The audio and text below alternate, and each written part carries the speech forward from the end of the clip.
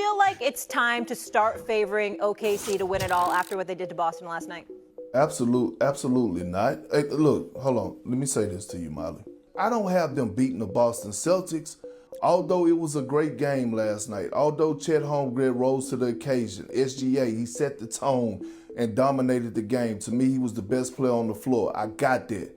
But the Boston Celtics were missing a key piece, Kristaps Porzingis.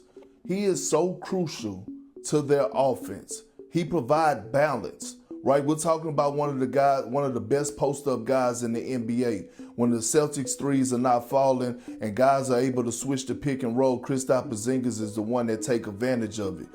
You know, you look at last night, Chet Holmgren and Isaiah Hartenstein both had it their way. I think defensively, you bring a 7'3" Kristaps Porzingis back, it's a difference maker. You know, he provides a lot more, get guys easier shots, you know, and provides that balance. I'm not ready to go there yet. I still got the Boston Celtics winning. So that's Kendrick Perkins giving his opinion on why the Celtics should still be favored to win the championship. In a sense, I agree, right? I agree with if you take the Thunder and you take the Celtics, right? And you just had to say, all right, what percentage chance do I give each team to win the championship? I would give the Celtics a higher percentage.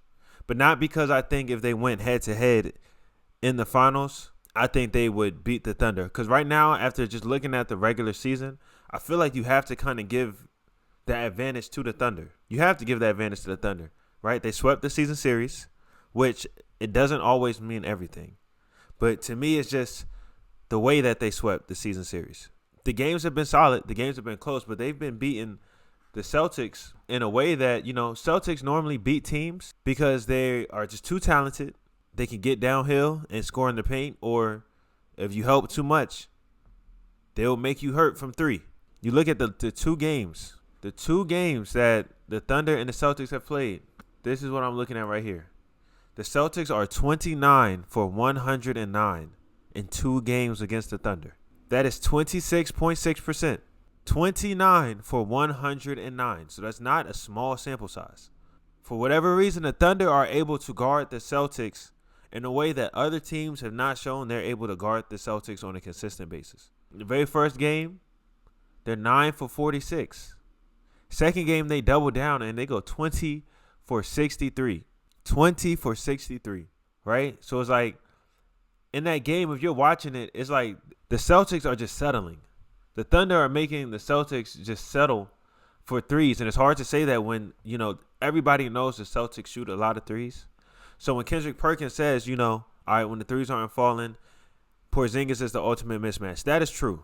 That's definitely true. But Porzingis played in the first game when they shot 19% from three and they still lost. Granted, that was at OKC, so it's a little different. But you look at the game from last night, both games against the Thunder, Jaylen Brown has struggled. I think he's averaging 15 points. Last night he had 10 points. Yeah, so last night he had 10 points. First game he had 21 points. 1 for 6 from three the first game, 0 for 5 last night. But when you look at the field goal percentages from the game, right, Jason Tatum took 23 shots, 13 of them were threes. Al Horford took 14 shots, 12 of them were threes. Derek White, 14 shots, 12 of them from three. Jrue Holiday, 10 shots, 7 of them from three.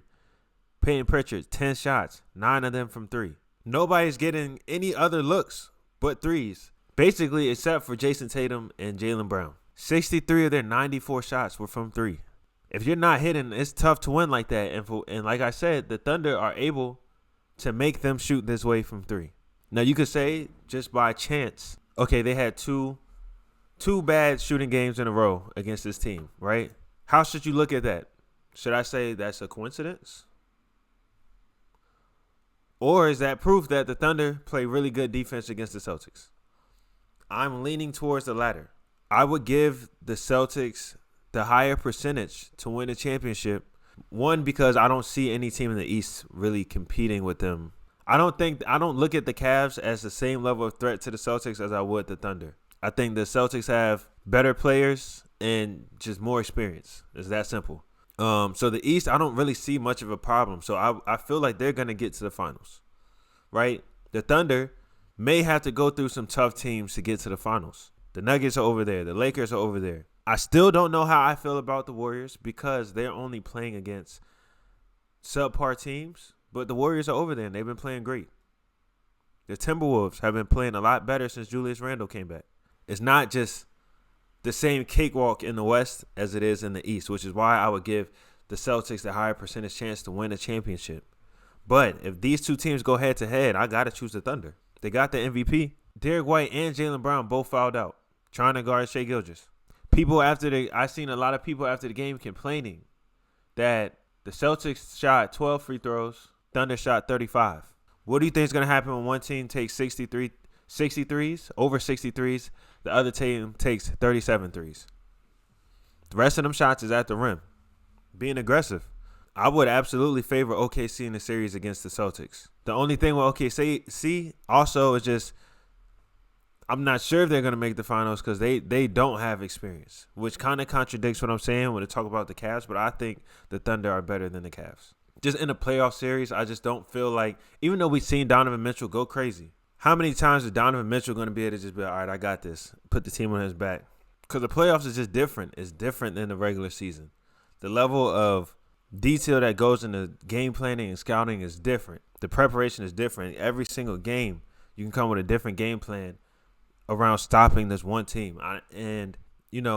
Star power is important, and having certain caliber players is super important. I think the Cavs have a lot of all-stars, but they don't have superstars, and there's a difference. So the Thunder don't have the experience, but I will say this. This is the second year in a row they're the number one seed, which shouldn't be taken lightly. Shai Gilgeous could have won the MVP last year. He's probably going to win it this year. So I wouldn't be mad at this matchup. I think I would lean towards OKC.